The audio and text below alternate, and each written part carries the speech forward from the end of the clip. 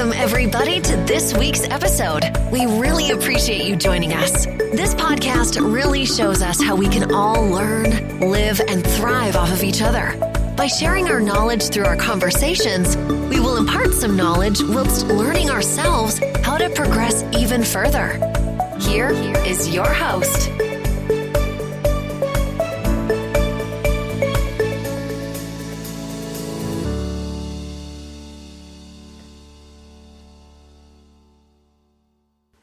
Hello and welcome to episode 21 of series 3 of Around the World Today with me, Terry D, here on podcasts by Real Terrio. So Dominic Cummins and Lee Kane have exited Downing Street and given advice to government for the last time yesterday.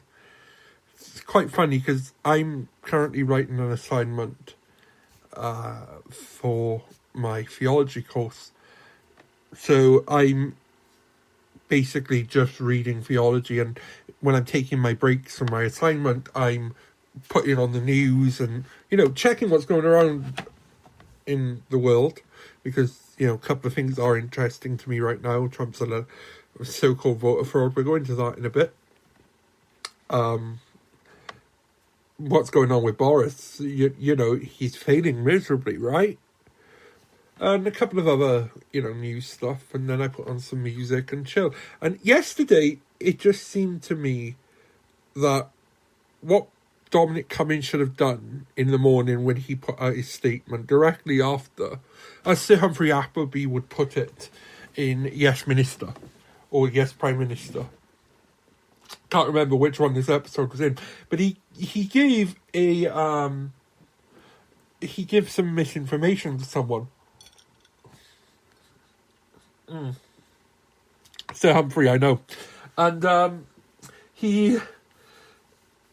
Bernard responded, maybe you should put out a statement, expressing solidarity with the unemployed, as you are going to be joining the unemployed quite soon. Well, maybe that's what Dominic Cummins should have done yesterday, because by 6 p.m. he did join the unemployed in his job. So, yes, he was leaving Downing Street, and I believe that the only thing he could control about leaving Downing Street was the way that he did it. What was quite, interesting. But by all accounts, he's been briefing against the Prime Minister and the Prime Minister's government and the Prime Minister's girlfriend. Well, that's not hard, is it? So, yes, I wonder if Boris is going to become more competent or even more incompetent. That one's going to be quite an interesting fact. But my point, right, is that, Cummins should have put out a solidarity message to the unemployed because he was joining it, and then popped along to the job centre on the Horseferry Road and signed up for universal credit, because, then maybe we would hear.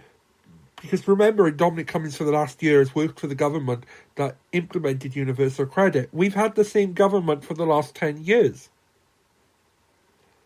With a Conservative majority. We've had the same party in power since 2010. This party are responsible for universal credit. So my point being, if Dominic Cummins went to the job centre on Horseferry Road and took Sir Humphrey Appleby's advice in Yes Minister or Yes Prime Minister, maybe he'd start campaigning to change universal credit. Maybe he'll start campaigning to end poverty, rather than campaigning for something that's going to make this country even poorer and politically a mess. The last presidential election, all we heard was Joe Biden is going to be against the UK because he is from Ireland. Well, there's no proof there. His family are from Ireland, but on his mum's side, but I believe his family on his father's side are from England, from mainland UK. So, he probably gets both sides. But hey, it doesn't suit. Now, hasn't it been an interesting week? Trump's voter fraud cases getting thrown out of court. Quite a lot of them. I've seen judges just ripping into barristers, to lawyers, reminding them of their oaths and saying to them, well, are you lying under oath? Because if you are, I'll have you disbarred. Reminding of their obligations as barristers, basically, and solicitors, legal people. It's very a strange time in America, but these cases don't seem to be going anywhere. But Trump supporters today are holding a rally in Washington, D.C. And we'll see if we can get you some of this to play. It's called a Make America Proud, a mega pro-Trump protest and rally as the tensions grow. Well, sorry people, I'm going to say it as Terry sees it, and Terry sees it, you're an idiot. Basically, the democratic process of electing a president hasn't changed.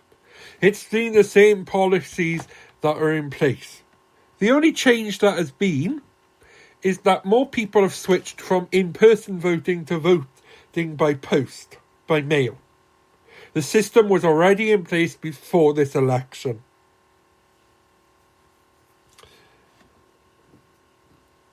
The only problem is that more people who voted by mail voted for Joe Biden, and the more people who turned up on the day voted for Donald Trump. That's because Donald Trump told them to. Now, he needs to concede at this point. I personally think he even took a drive around his little protesting friends. Here's a message to Republican friends. We have a lot of work to do as a country, and I think we're going to have to do some serious reconciliation.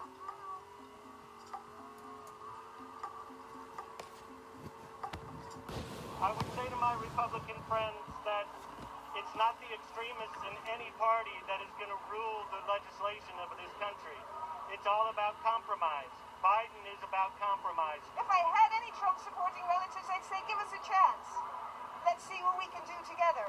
If you voted for Trump, sorry about it. It's time for this country to heal, and it is time to put this racist agenda behind us. And we can still be neighbors, but there's no way we're going to live properly in the next 4 years with Trump in office.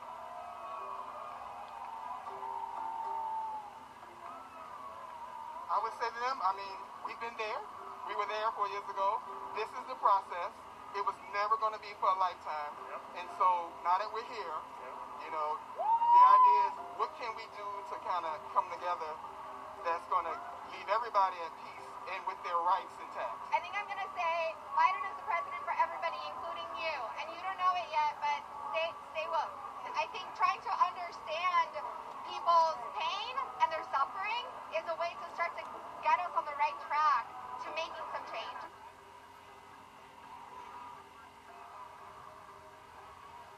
I think in talking to my neighbors, it's important to understand that a lot of this country has suffered in the last 4 years, and that suffering needs to be acknowledged. And I think that in acknowledging that suffering, it's easier for us to come together and hopefully work towards a better America. So there's some Biden supporters messages for Trump supporters. I like it, right? So last night, Donald Trump gave a little talk, and this is what he said when... This administration will not be going to a lockdown. Hopefully, whatever happens in the future, who knows which administration it will be. I guess time will tell. But I can tell you this administration will not go to a lockdown. There won't be necessity. Lockdowns cost lives, and they cost a lot of problems. The cure cannot be... You got to remember, it cannot be worse than the problem itself, and I've said it many times. And when you look at what happens during a lockdown, I just say it very loudly. It's horrible what happens with drugs, alcohol, depression, loss of jobs, business closures. It's a terrible thing. So this administration will not go, under any circumstances, will not go to a lockdown, but we'll be very vigilant, very careful. We understand the disease. It's a complicated disease, but we understand it very well. We ask all Americans to remain vigilant, especially as the weather gets colder and it becomes more difficult to go outside and to have outside gatherings. Okay, so I noticed a few key points in that speech. Firstly, Trump doesn't know which administration will be in January. Well, Trump's the only person who doesn't know which administration is going to be in January 20th, isn't it? Because, you know, we'll talk about that in a sec, but I want to talk about some other similarities I picked up on. So I picked up a lot of Nigel Farage in that.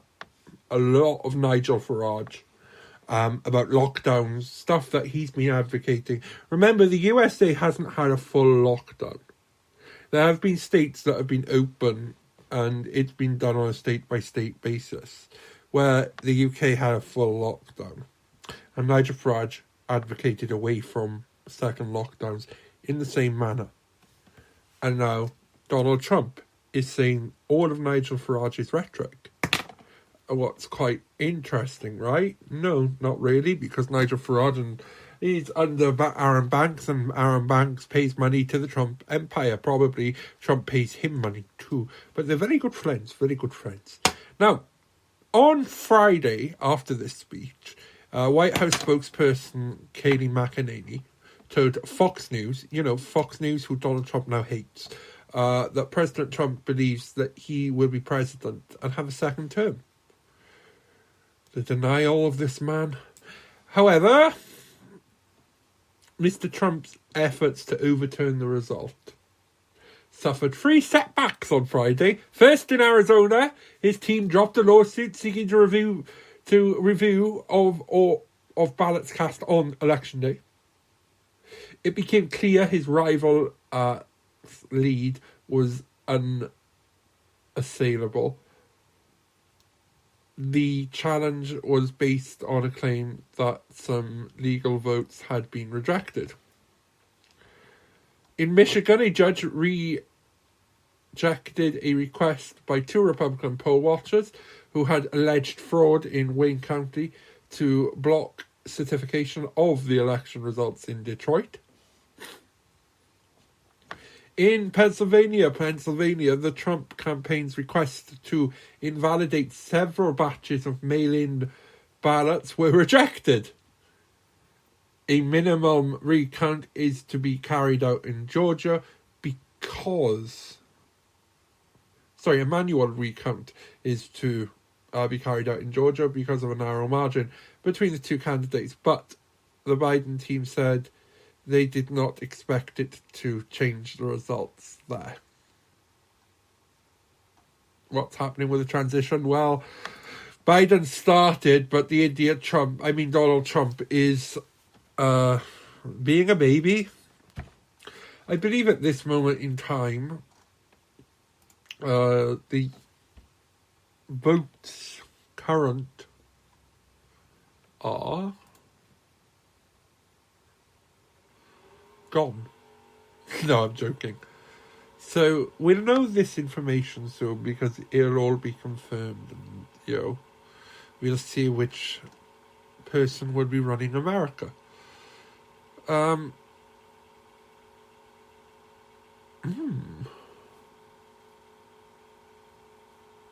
There is a narrow margin there. It's quite interesting, right? It really is. However, Biden has more electoral college votes and has won the popular vote. Donald Trump, Trump lost. So it's a very interesting time in American politics, to tell you the truth. Let me just get that up for you. I normally did have it But everyone's taken down their election coverage because it's been more than a week now.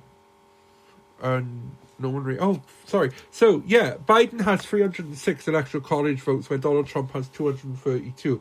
If you seriously think... Remember, the winner only needs 270. Now, how has Trump easily won? Trump has easily lost! I just find it a bit like a child, and that's what Donald is doing right now, is being a child about it. So, yeah, it's very saddening for democracy of America, shouldn't we say, when this is happening, and people putting out videos saying this is how Donald Trump had the election stolen. Don't you think that Donald Trump had the election stolen by the electorate because Donald Trump was just quite bad at being president? You know, people didn't think about when they were voting for Donald Trump in 2016, just like they didn't think about here in the UK when they were voting for Boris Johnson last year in December, that a pandemic was coming and you needed someone in these jobs who wore big boy trousers. You didn't need a child. You needed a grown-up around that table, not someone who would try and use every little press conference as a party political. At the end of the day, that's what Trump did. You can see it in yesterday's statement, the way it was written, and that bit is the only bit that refers to the election, and it's just added in by him. So the rest of it he read, you can tell that he was hoping that the vaccine would come during the election cycle because of the way that was. And the way that it was all electioneering and set out as a press conference. I just find it quite laughable, considering he'll be out of office by the time the vaccine is rolled out. So, you know. And then you've got the fact that he launched all of these cases on Monday. Remember, Saturday, he was out playing golf. Sunday, he was out playing golf. If Donald Trump really believed there was fraud, why was he out playing golf for the weekend and not, like, running the country, asking for investigations? His own State Department said, and put out a statement this week, contradicting the Secretary of State and the President, reminding them that this was the most secure election in US history. Sorry, but how is there voter fraud, Don? Can you please write in to me at terryd@realterrio.com and let me know, how is there voter fraud? Judges are a little angry, like I said, about this.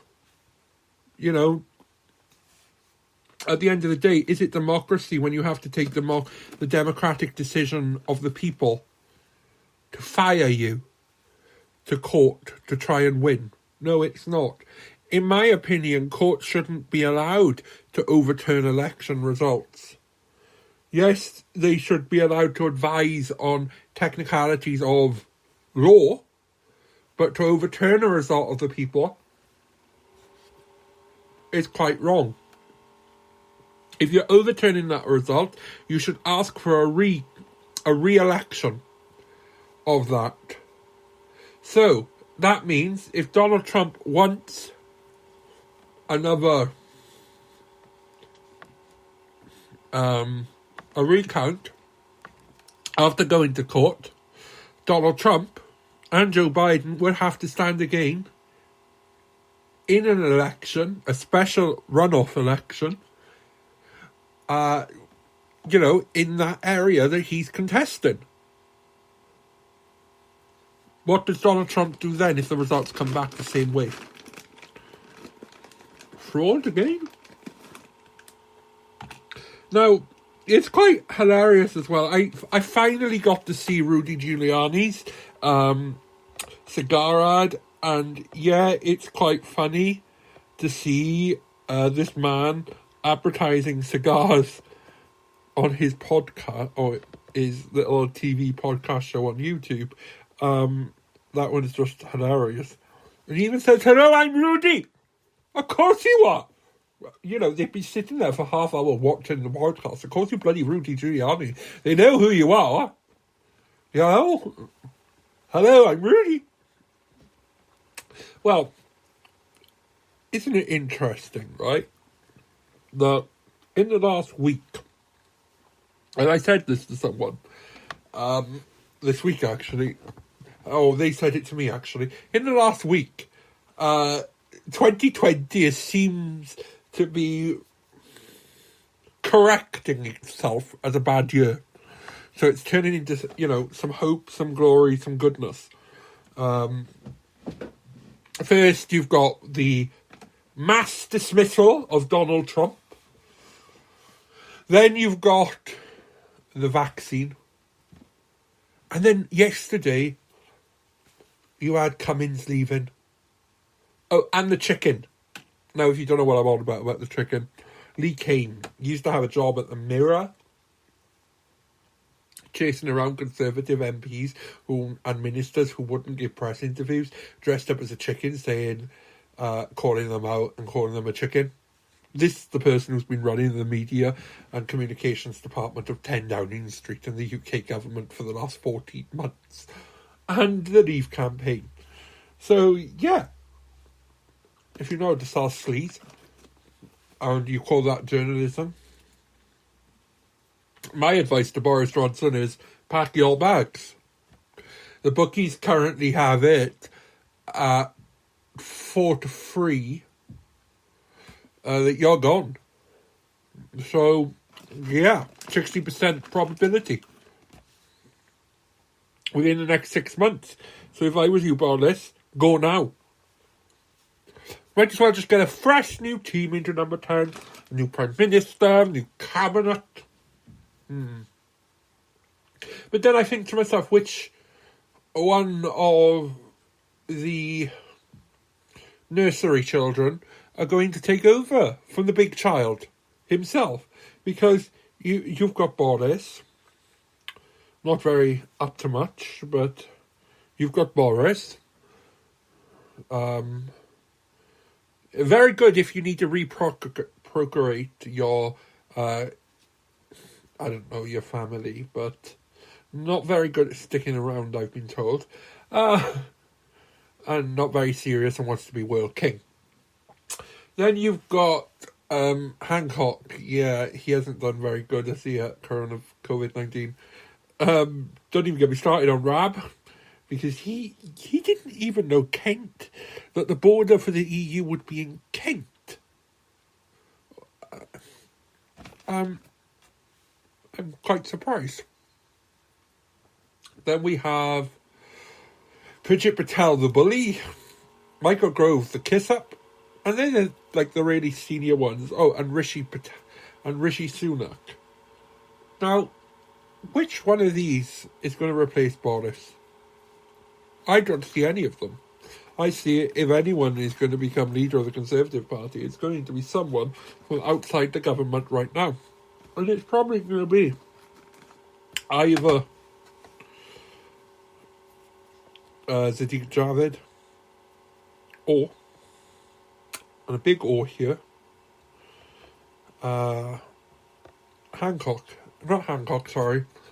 Jeremy Hunt. Why? Because someone needs a grown-up. The Conservatives need to be more grown-up. The people are seeing Labour have gone a little bit more grown-up with Keir Starmer. So now they want the same from the Conservatives. They want to stop the fighting and the electioneering that Jeremy Corbyn brought to the Labour Party in the campaigning. And they see him with what Boris Johnson was bringing to the Conservatives. It's now time to stop. They want grown-ups. On both sides. And the Labour pardon me. Sorry. I just took a drink. And the Labour Party are funny to me lately. A civil war? Yeah, it's just funny. A civil war in the Labour Party over left extremism, by all accounts, or Corbynism via Starmerism. Is Starmerism really a key? I don't see very much in him. But we have been distracted by COVID-19. So, yeah, that's very interesting. And what is going on with COVID at the moment? So, according to the government, the next 2 weeks are crucial for their lockdown in England.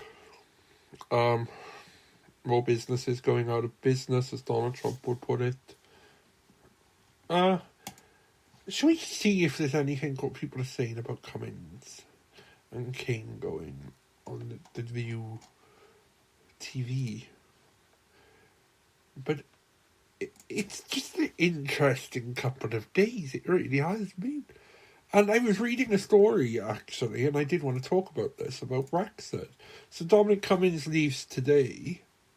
And however, Felixstowe Port is in chaos as Christmas and Brexit loom. Now, as someone who did logistics and supply chain management, I can tell you a port in chaos isn't really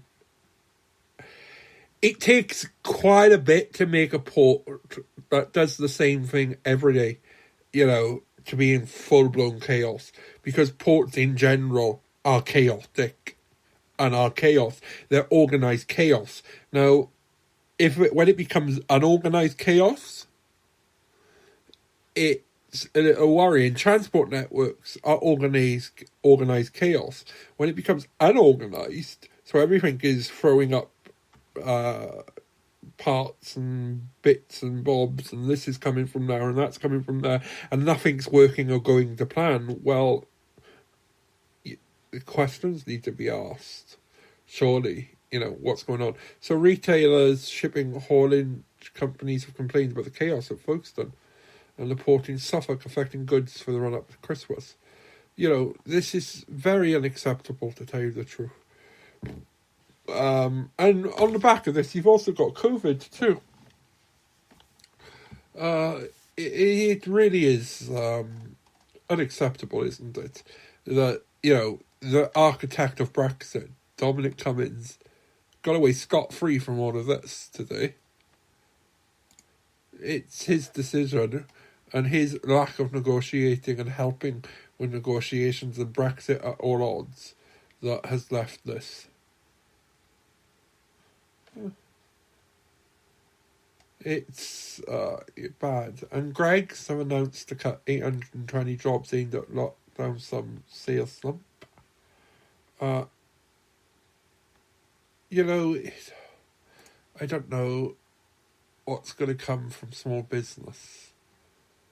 Today, there have been 14 arrests in Bristol after an anti-lockdown march. Get them all in jail, I personally say. Actually, I've got a better thing for them.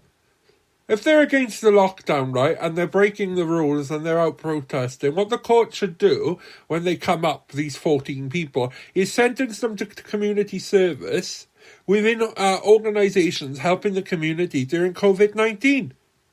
How about hospital cleaners? Actually, no, you can't do that because hospital cleaners have to be trained. How about homeless charities? Feeding the homeless. Working in schools. Oh, actually, no, they've got criminal records. You can't do that either. Feeding the homeless. Helping in gardens. Doing the shopping for someone who's self-isolating because of COVID-19. This is a pandemic and England is currently in a lockdown. For you to go and protest today about a lockdown when you're in a lockdown means that you have broken the law. And everything that we do, and this is going back to the Trump thing, is that we're So we have to follow the law. Even if it's a stupid law. We should follow it. But when you see people posting signs, freedom over fear, it's not about fear. And it's not about freedom. What these lockdowns are about is not stopping the virus and the virus coming out. It's to stop this strain on the health service. Because if we all get sick and we all become contaminated at the same time, and we all go to the hospital at the same time, how do you expect the NHS to treat us? It's quite simple. It's like a queue. So you have a queue and you're queuing to go in to a building, so you're in a corridor. Now, the queue, you put as many people as you can in that corridor, and you've got one door so you can go into the auditorium, and you've got another door at the end. You close both doors.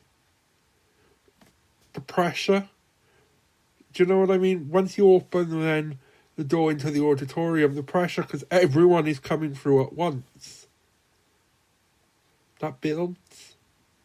So if you can't see that, go and switch on your tap full, okay? And then see what happens in your kitchen to your sink bowl. Leave it on a bit, you know, until it's overflowing. Because that's what happens. Water, people will die because people won't be able to get medical treatment. So all the government are asking you to do is stay at home. Or go out for exercise when you can.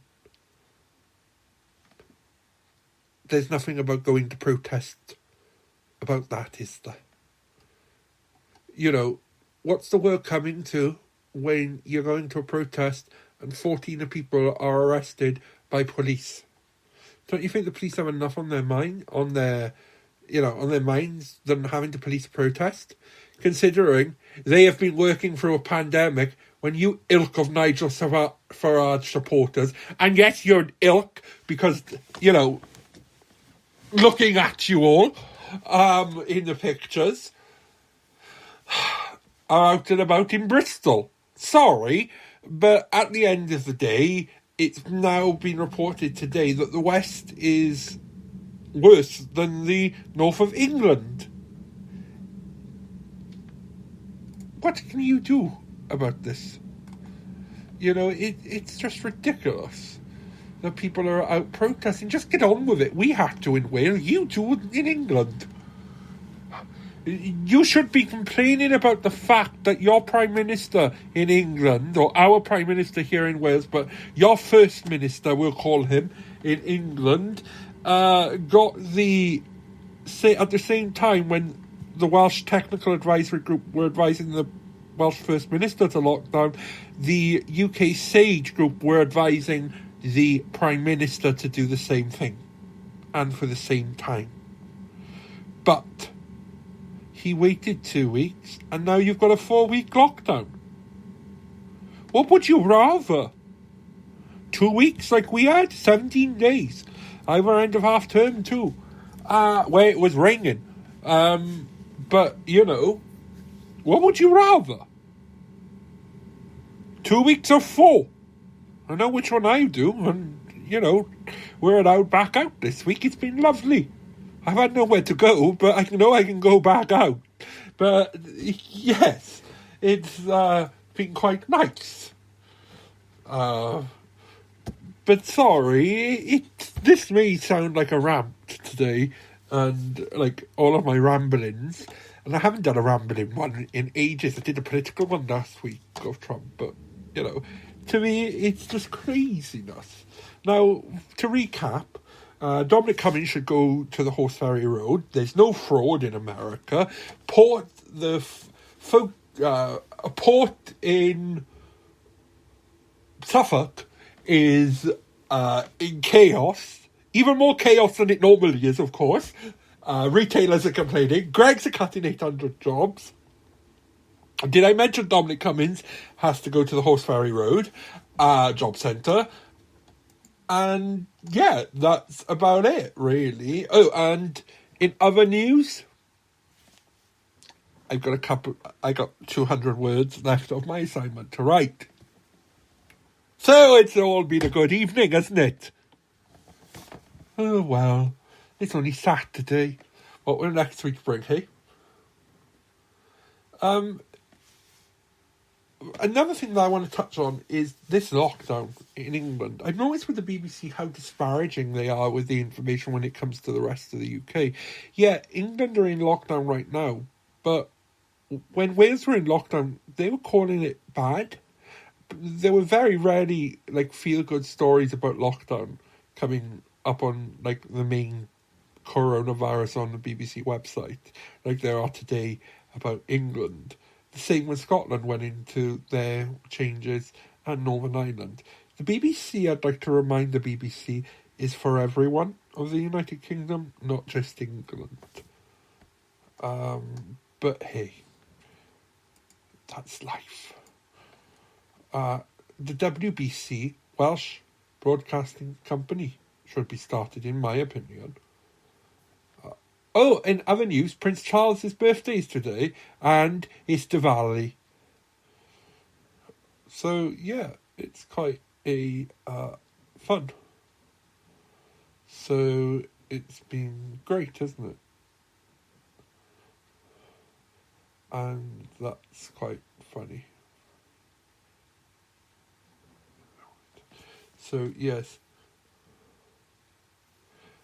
Now, thank you for tuning in to Around the World today, and I'm going to leave it there for now, and I will see you next week. Bye-bye. If you enjoyed today's show, please head over to iTunes, give us a rating, and leave a review.